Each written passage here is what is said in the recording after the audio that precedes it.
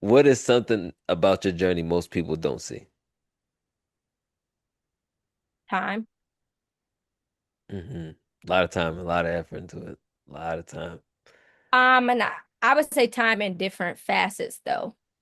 Um, because I think a lot of times people only see the time that people not even want you to see, but if you're not in it with us or you don't know what we do on a day to day, you won't know the time we spend. You only see the product of what we do.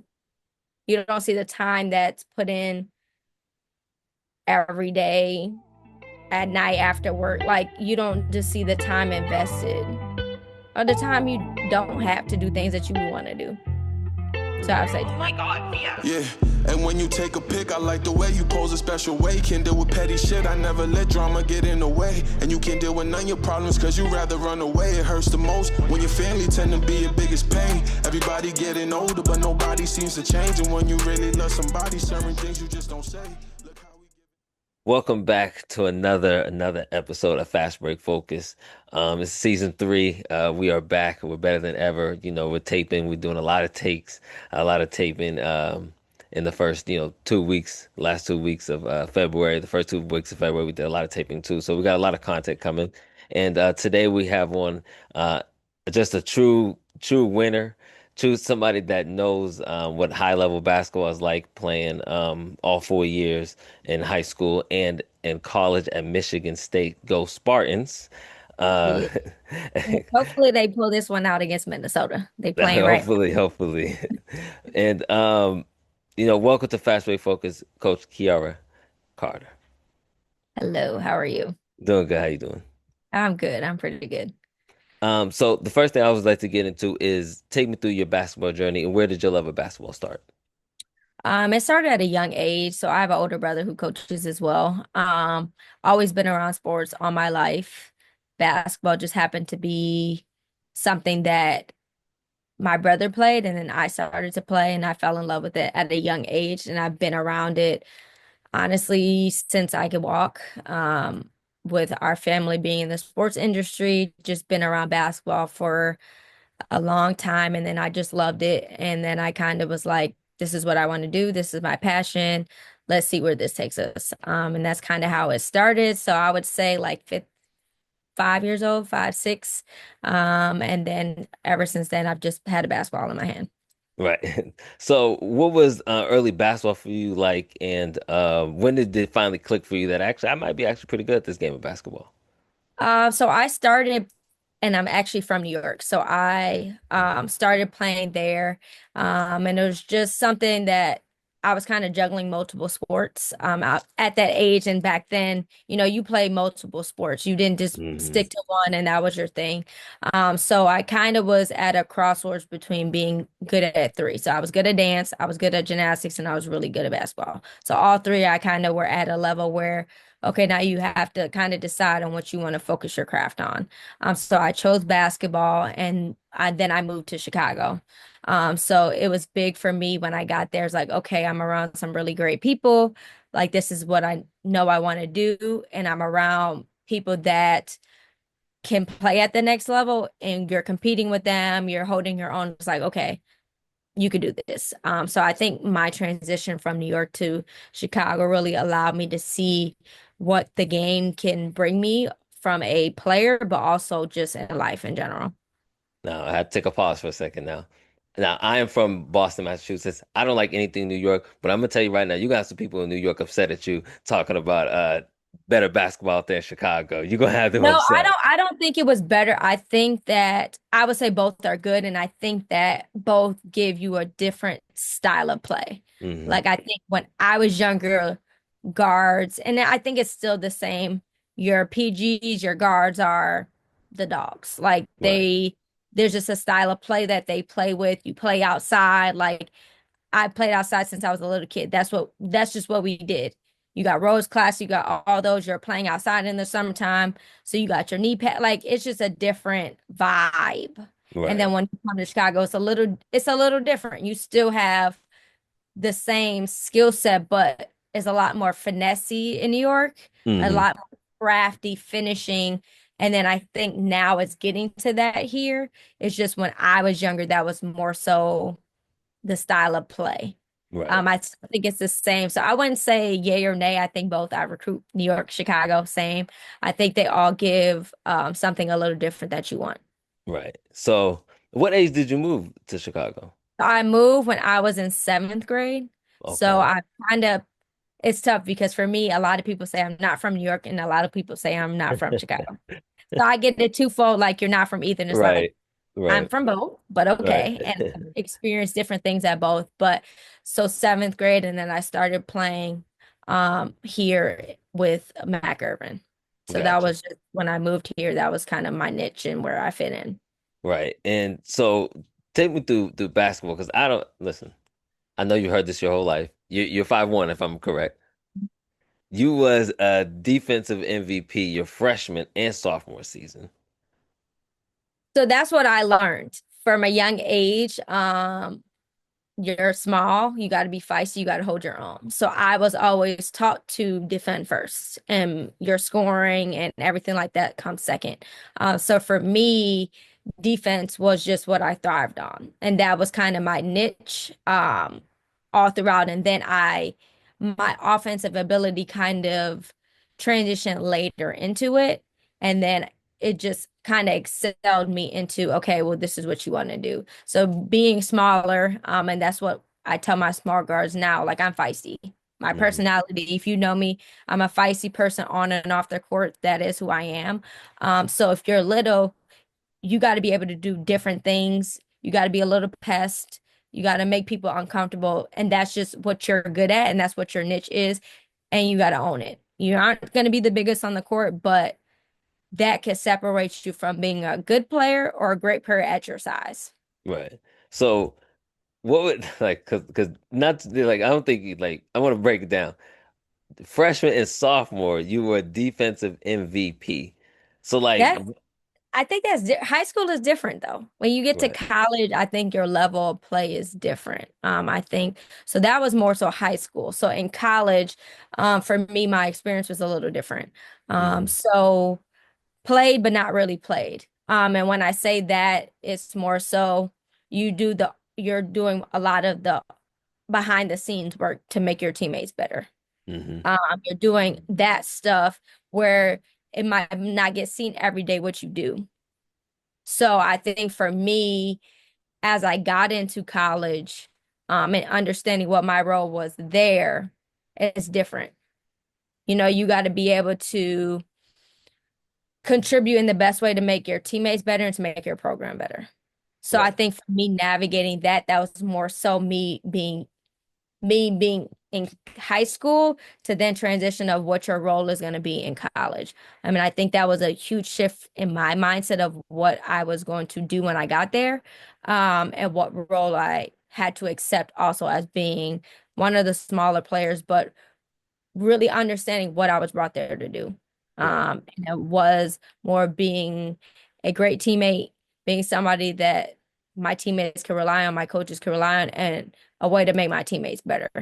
So I think for me, the difference was in college, my role was different. And I learned that in a position where I had to be like, okay, your role is different and you got to understand it and you got to respect what is being asked of you and Hmm. also do it to the best of your ability to make sure that you're doing what is needed of you, to make everybody really progress and be really good for what our team needs. Right. So what was your recruiting process like and what other schools were looking at you? So my recruitment is a little different. So I had smaller schools, some Division 2, some Division 3, some low Division 1s. But my goal for myself, I always dream big. You're little, but you have big dreams. My goal was to go to Michigan State regardless. That Yeah. was my goal because I knew that it was going to help prepare me for what I wanted to do in my adult life. So I ended up getting an offer late. So it was late. So regardless of if I got it or not, I was going. So for me, it was about how do you use that opportunity to get you to where you want to be right now, but in the second half of your life after college. So for me, I knew that I wanted to be there because I knew I would get the tools that I would need to be one day a coach. And now here I am, and I've used what I've learned in practice, my coaches, my teammates. I've used that to now be in the position where I am right now. Hold on, time out. Wait a minute. Wait a minute. And what age was you like Michigan State is the school? I would say my junior senior year, and I say that because I knew I wanted to coach. Like at Hmm. the end of the day, when I stopped bouncing a basketball as a player, I knew I wanted to coach. So I was putting myself in position to be around people that could facilitate that while I'm still a player. So can I learn how we run practice? Can I learn how our GAs, are incorporated in practice? Can I understand like a practice plan and how we really divided up practice to get things done? So I knew in high school I wanted to coach.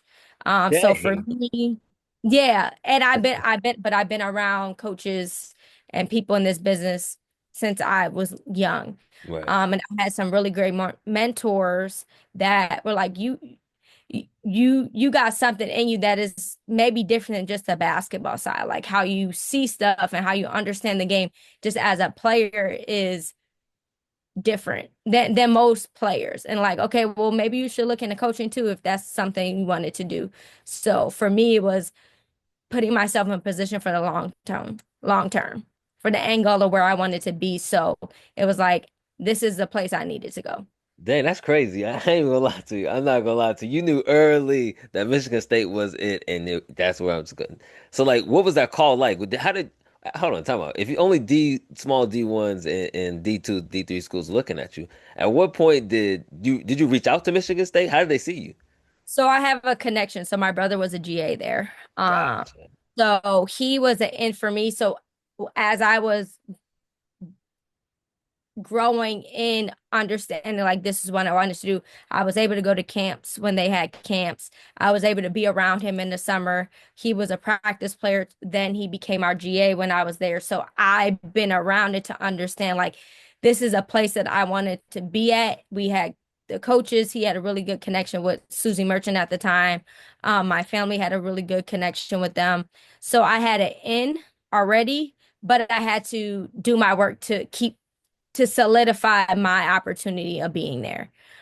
So that helped me. And I mean, my brother's a blessing for me to even Hmm. have that opportunity. He's a large part of why I got it. And then it was just my job to keep it. So when I got there, it was my job to do what I needed to do as a player, to make sure that I was essentially holding on my end of the bargain, per se. Now it's all making sense because I was honestly wondering, like, what a girl from New York, Chicago, whatever one she picks, would do would go to Michigan State. Like, what was the but now it makes sense. Your brother was there, and okay, and you got that's why you wanted to go there because you Mhm. saw the system, you was around the system every summer and stuff like that. That totally makes sense. Able to see it, and it was like, no, that's a no-brainer. Like Yeah, that's a place I wanted to be around to get to where I wanted to go in my career. right. So, how was your time over there in Michigan State? Awesome. I think that was the best decision I ever made for young Kiara and old Kiara, like an older Kiara, me being now, understanding um how to win at the highest level, how to prepare at the highest level, and just what it takes to see other teams compete at the highest level. So at Mhm. that time, like the Big Ten, what didn't have 18 teams. You had your You're not lying. shoot 14 at the time, but Yeah. you had that time Kelsey Mitchell, like you had names that you had to prepare against that are playing in the WNBA right now. So I think for me, it was teaching me how to prepare to then be in that position to get my players to understand what it takes to practice at that level, compete at that level every day, from workouts, from lifts, from conditioning, from books, like all that stuff, like all that intertwines on how you can be the best you can be at whatever level you play at. But experience it as a player at that high level knowing what it takes to get there, but knowing also what it takes to sustain that. Right. Really great culture, and camaraderie as a team. So I think my overall experience was phenomenal from the coaching staff to facilities to friends I met to just the environment in general. I think I would have never traded it for the world. I've gotten everything I needed out of that journey. And it's just helped me really to get to where I am now. What was y'all's record against Michigan? Oh, that I don't know. Oh my God, that's literally a question that I can't even answer on the spot. I'm trying to think. Now I got to look that up since you asked me. Gotcha. When we Gotcha. come back to that. But that was our biggest, that obviously, if Hmm. any, that's your biggest rivalry. Hmm. And some really good battles. Dang, I gotta look that up when I got Yeah. time to look at my phone. I can let you know. I just had Shimmy Miller on. I don't know if you know her, but she went to Yes. Michigan, so I had to ask. I had to ask. I know the Mhm, yeah. rivalry. I don't know. I don't know if it's in our favor right now. I don't know if it's in our favor. Right. And they lost the last two this year. So Yeah. During your time, what was your record against them? I don't know. I'm trying to think. 4 years. I know a freshman year, no. Dang, let me look while we look Tell at me this about it. more. Yeah. But I think that was it might be even, or we might Okay. be because I know my freshman year we lost twice. We lost both times Mm. for sure. I know that for sure.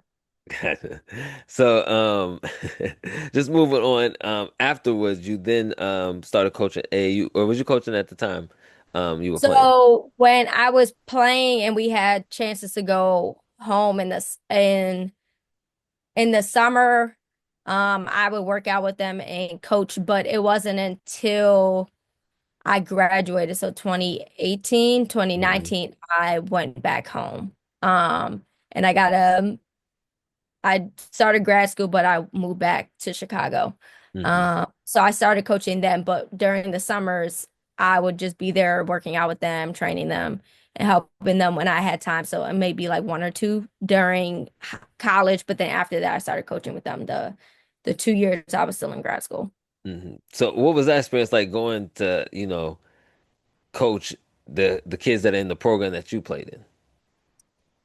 So it was great because so what is amazing about Mac and them is you practice against every age group, unless you're like the little kids in your seventh and eighth grade, all high school teams practice together. Hmm. So when I was in college or starting, some of them were practicing with us when we were still in high school. So we've been around them for a long time. So just seeing them grow and get older, I think was the biggest blessing for me. It's like, okay, over time, like you've developed as a player, but also as a girl. Like Right. life is changing, like what you like is changing, just seeing them develop and then seeing them really like respect what you say and what you bring because now you're at the highest level and the level that they want to be at. So whatever insight that you give them, they're like, okay, well, tell me more. Or okay, well, how do y'all do this? Or how does this look? Or verbiage, stuff like that. So it was really amazing to do that. And then I started coaching in college during that time. So I Hmm. started at my NAIA school, and at that time, and really now NAIA doesn't really have the same rules that uh the NCAA has. So you kind of can coach AAU, you could train kids, you can do all that. So I was still able to coach So um you double those dipping. years Yeah. during that time. So Yeah. still recruiting, I could be out recruiting and coach 2 games, but then the rest of the tournament I could go just out and recruit. So I was able to have both experience of recruiting at the same time while coaching. Right. And so, what was that call like to get that job at the NIA school? So it was my AU coach, so Mac Irvin, so his wife Corey Irvin, who I work for now. I Hmm. played for her. So she got an opportunity to coach at St. Xavier here in Chicago and Hmm. called me and I was like, I'm trying to figure out kind of what I want to do. And she was like, okay, it hasn't been disclosed yet, blah, blah, blah. I got this job. Would you want to come with me? And I was like, yeah. She kind of told me what I was going to do. I was going to do a lot of like on the court stuff, not really recruiting. And then that kind of changed where now I'm doing both. So now at that time, it was really just me and her. So for the 2 years that we were at St. Xavier, it was me and her coaching, recruiting, doing everything. So that really gave me an opportunity to see what it was like to run a program, honestly. I was helping her with everything that you could think of. So you could think of as a Power Five program, you got 8 people on staff and 8 people have different responsibilities. It's 2 people doing every job that you can think of. So it gave me the experience to understand the behind the scenes of it and how to run a program, and then being able to train and work out girls in every position. Being able to know how to now do a scouting report and just doing it with us too. So I was able to really learn and get hands-on experience of every aspect of the game that you could possibly think of. I went 48-8 your time there. 32 We and 1 did. in the conference. Like, golly, was it a what was the talent like? I mean, golly. So we when we took over that program, we had players that returned, but honestly, we at that the first year we had 2 players who played a lot of minutes that everybody else really didn't, and their style of play was different. So we had a new program, a new system, really trying to figure that out. So at first, we're trying to figure out how she wanted to play and Hmm. figuring that out with the girls. It wasn't really working. Like parts of it was working, but other parts weren't. So then we're like, okay, well, how do we make both work? How do we still do what we want to do and she wants to do while with the players that we have? So it was players from some Division 2s that we got. Um, That and we helped. really just brought in kids that we kind of knew could play and play the style of play that we wanted. But it was honestly this, we only brought in probably 3 players that weren't already there. So we really built a program with what was already there. Um, our style of play, we pressed, we shot a lot of threes. I mean, our first year we had a girl who ranked in any division, NAI Division 1, Division 3, the most threes. So we shot a lot of threes, and she was one of the best 3-point shooters in the country, regardless of NAI or Hmm. NCAA. So we just excelled at what we wanted to do. And then only 2 graduated from the first year. So we brought back the same team. Right. So people had different roles, but the game plan was still the game plan. We still played the same way we wanted to play. We just brought in more kids that could play how we wanted to play. So that first year, honestly, they didn't expect us to be as good. They're like, oh, it's a new coach, a new program. You only got 2 players from the team last year that really played a lot of minutes, and we changed the style of play of how they played. And it just won us a lot of games there. And then that first year, COVID hit, and we had a chance to, do something special in the tournament. And our game literally got canceled right before we were about to play. Everybody's dressed in the locker room. COVID hits, and they shut it down. So we're sitting in a hotel for days trying to figure out what we're doing, how we getting back home. And then we brought that team back, lost 2 players, and then was able to do something special with the second group. Right. And then remember I said winner in the intro because then you go on to John Carroll University and you Yes. guys go 23-5. That's another winning record. What was that call like and what about that team? What about that team made it so special that you go 23-5 and if I'm not mistaken 15-2 in the conference? Yeah. So at that point, like after the 2 years ago, Corey had another opportunity that she needed to make for her career. And I was like, I respect it. At the end of the day, I gotta not find, what works for me. So I was calling around, interviewing for stuff, and nothing just really honestly hit for me. And it sucked for me. And it was like, dang, I feel like as a player, I have that part of my resume. I've, won at NAI level and did some things, but like nobody's calling. You know what I mean? So I got a call and I interviewed with somebody and they were like, "Oh, I loved you, but I went in a different direction." And then she happened to know a school that was interested, and it was John Carroll. The head coach called me, really liked what I had to say to bring to her program, and it's like, "I would love to offer you a job." Mhm. I talked to my family about it, and I was like, "I love what she was doing. Really, my role in there was to be able to establish a different network of recruiting.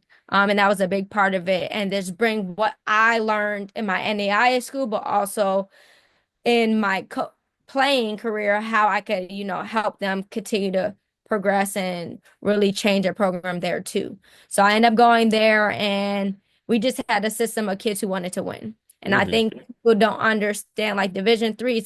It's I think that it's the exact same as Division 1. The kid just pay to go to school.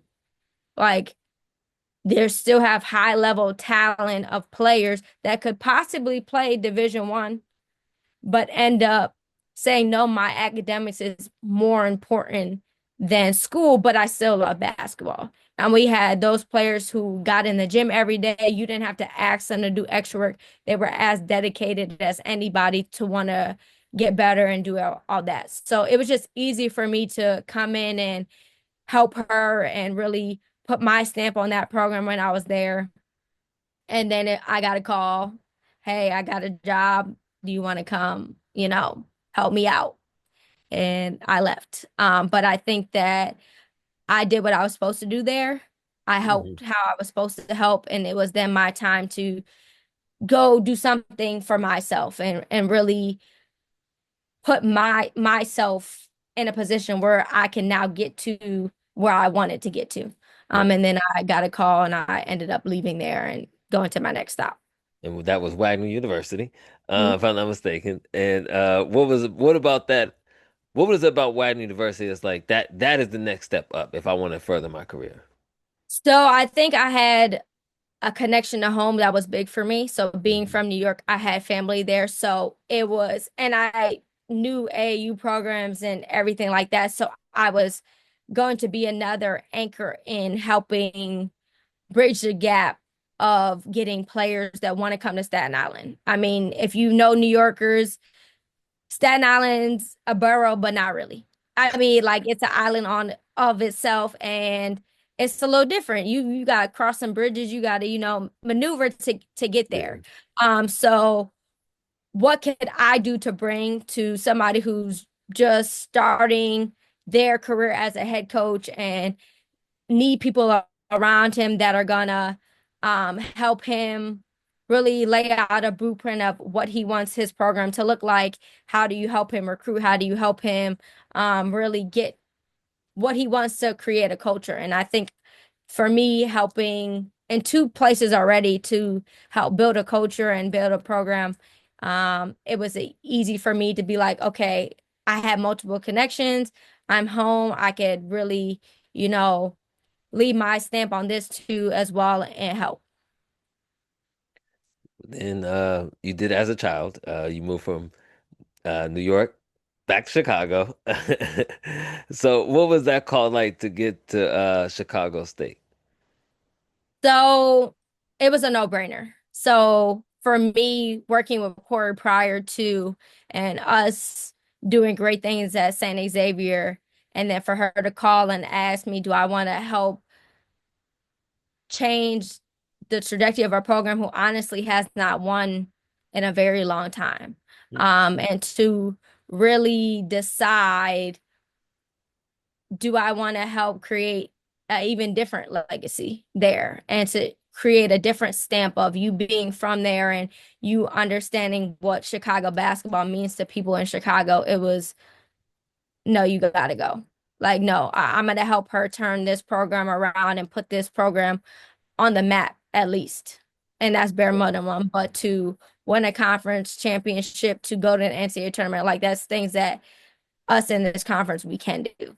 So for me, it was like I went home twice. I think this is time to go home, but to do things a little differently. And then that's how I ended up here. Right. So what? See, and this is I usually gonna save this question for the next part, but I have to ask it now. I've noticed that, you say home Chicago, then you say home New York, and then you get mad at people that say that you're not from New York or you're not from Chicago. Which one, I if say you can them both. say, you say both? When you go out, you I tell say people both, both? regardless. But if somebody really asks me, I say New York. I still got a New York phone number. Like I say both because my family is in New York. Literally everybody but my parents live in New York. So that is home. Mm, And different facets of like on a flight, I have multiple places to stay. Like my grandparents are there. Like that's literally home. Chicago's home because that's my home base right now. That's where I live. That's where I work. And that's been where my a home base has been for me for a, over long. 15 years. Yeah. In and of it. So, but I have both. Like I have a connection to both that is long term. And people say the same things. I'd be like, that's fine. You you gonna say either one regardless. Oh yeah, Right. it's New York or Chicago, or you not from there, you from here. It don't Right. matter. Whatever you choose, if that makes you feel better, fine. Right. I'm gonna say where I'm from. I'm gonna say that, and you gonna like it or hate it. It's on you. Right. So you really just jumped into the next segment of, I usually next segments I usually ask 3 to 5 questions of things I found interesting on the internet. Mhm. You already got the first one out the way. The second one is, what was your decision into going back and getting your master's? I think that what I got my master's in first was important. So it was organizational leadership. So it really opened my eyes up of how leadership in all facets intertwines in everything that you do. And really how you can affect people in different ways. And I think that was important for me to pursue because in whatever area of life, second term, third term, 10 years from now, 15, it all is going to correlate. I'm a leader in and of myself of whatever role I have and whatever job I still have an opportunity to lead. And I thought that was important for me to be able to learn different ways to lead, different ways to reach people. Um, and I thought that it was important to get it just because, I mean, why not have 2 degrees if you can and it's paid for? I I know mean, that's right. it's, Hey, that's it's that's paid that that's for. dead serious. That's dead serious. I ain't mad at it. I ain't mad at it. And I can use it, whatever. It's something that I could use if I decide ever to get out of coaching and I go into another part of my career. That's still something that, I mean, leadership is in everything. So it's something that I always could fall back on if I decide to get out of coaching or not. Right. So, that's a good one. That's a good one. I like that one. I like that was getting clipped for sure. I like that. But so next question. New York food or Chicago food? Which one you doing? Deep dish or you doing the New York style pizza? You would never see me eat a deep dish pizza. We tried it, and if Right. we take a recruit there, enjoy that. I'm not a deep dish. I'm a thin, crunchy.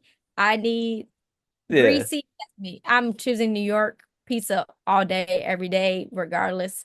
But food, I think both. I don't know. I think that both have different vibes to me, to be honest with you. The food culture in both is so prominent where you have different neighborhoods, but you could get everything in both places. Like literally, and I think they're good. So I can't be biased because I like both, to be honest with you. Did you take communications class during school?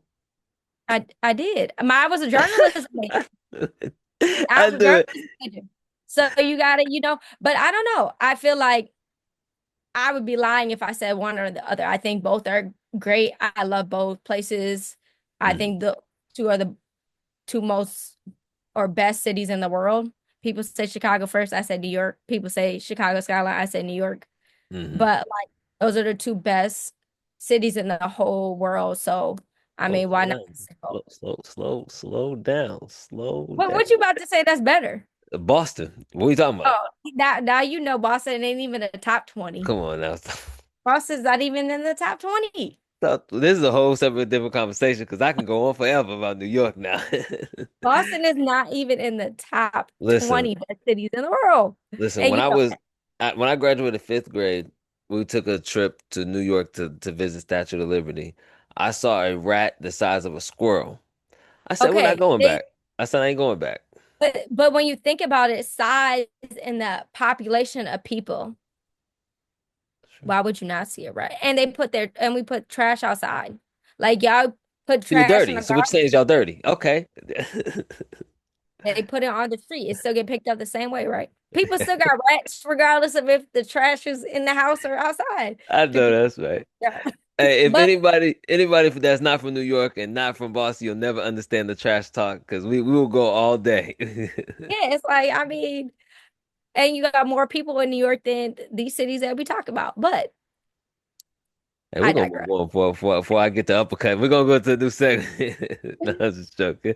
My last segment is I got like I usually ask probably 3 to 5 as always do 3 to 5 questions. And it's motivational time is what I call it. Okay, Um, so first question is always finish the sentence. Women's basketball is here. that's the second time I've gotten that one. That's a good one. That's a really good one. What is um what is something about your journey most people don't see?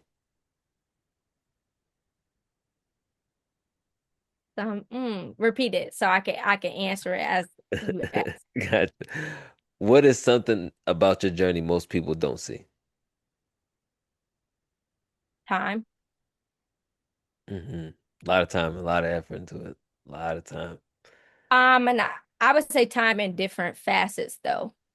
Um, because I think a lot of times people only see the time that people not even want you to see, but if you're not in it with us or you don't know what we do on a day to day, you won't know the time we spend. You only see the product of what we do. You don't see the time that's put in every day at night after work. Like you don't just see the time invested or the time you don't have to do things that you would want to do. So Mm, I would say time. that's a good one. That's a good one right there. Who deserves more credit in your story? My family. I would say I think I've been blessed with,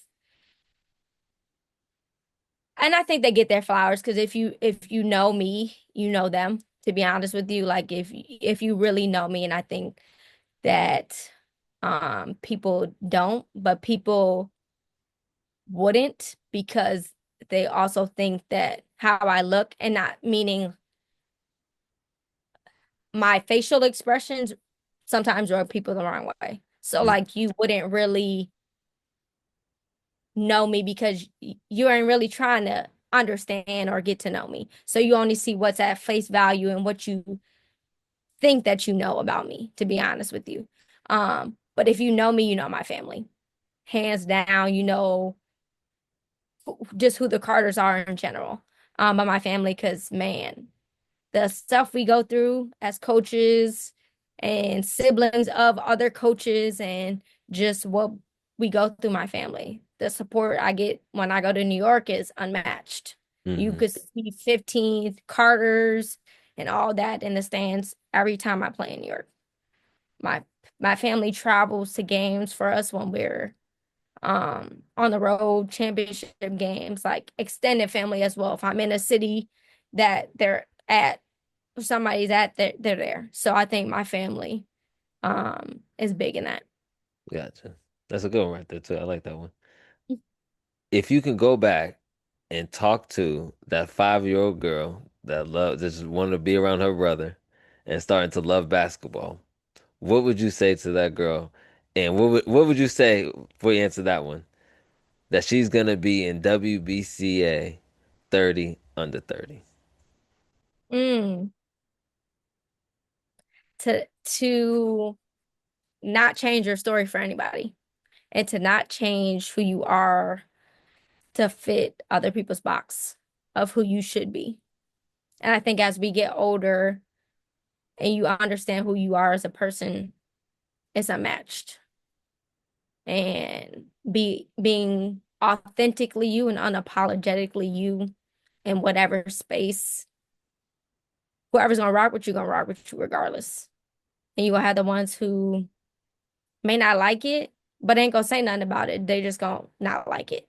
And you have the people who love it who are gonna show you they love it. So being you and authentically you and never changing that for anybody. Well, that's a good one right there. I like that one too. Golly. I like this segment right here. But my last question here is with my final question I always ask everybody. Is give me a Coach Carter's quote. A Coach Carter's quote. Ooh. Like something I say to my players. Something that you What? say to yourself, something you say to players. What's your favorite quote that you've ever read? I have a favorite quote. Now I gotta look at my Twitter because it's on my Twitter thing. Well, I have multiple, but they have nothing to do. Does it matter if they have to do with Oh, I work? don't got whatever. Okay, so one is she didn't tremble in the presence of wolves. She simply became the alpha. Break that down. Hold on now. You got to break that down for me now. Hold on now. You got to break that down. She did not tremble in the presence of wolves. She simply became the alpha. I am the alpha. Regardless of any space I'm in, I am her. And I'm gonna own that. I'm gonna embrace that. I'm gonna live that. So that's one. And I Mic think drop. that's, That was a mic drop. That was a mic but drop. I think that, and I started to understand as I got older, like now you are who you are, and it's okay to be who you are. And you may evolve and you may grow and you may change, but at the end of the day, you are you. So that's number one. And then I would say the second is all the flowers of all the tomorrows are in the seeds of today.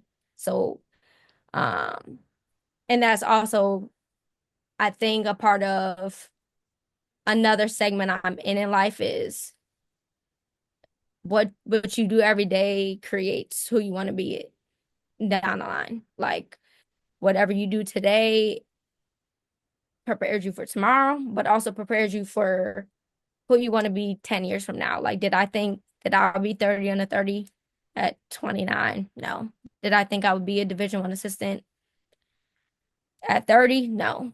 Um, so I mean, I think when you really sit with yourself and understand you control what you want your life to look like and the life you chose on purpose, everything else works out. Mm, Everything's always going to work out when you do what you're supposed to do for yourself in all these moments. that was a good one right there. I like that one right there. I like that. These are my favorites, man. I love this. I love doing this podcast, man. I love doing this podcast. And this has been another fantastic, fantastic interview. Is there anybody you want to shout out? Um, Myself, not just kidding. My brother, trying to get some big wins, trying to finish out the season strong. Honestly, all my coaching friends from Furman to Loyola to Tennessee to Clemson, like all my coaching friends in every level. Um, I mean, this is a grind of why we do what we do. This is the point of the season where, it gets realer than the beginning. So just wishing them like the best, um, and really their journeys to end this season out. And hopefully we all get some dubs and we get to where we're supposed to be. I know that's right. I know that's right. Thank you so much for joining the podcast. This has been another fantastic interview. Thank you so much. I appreciate it.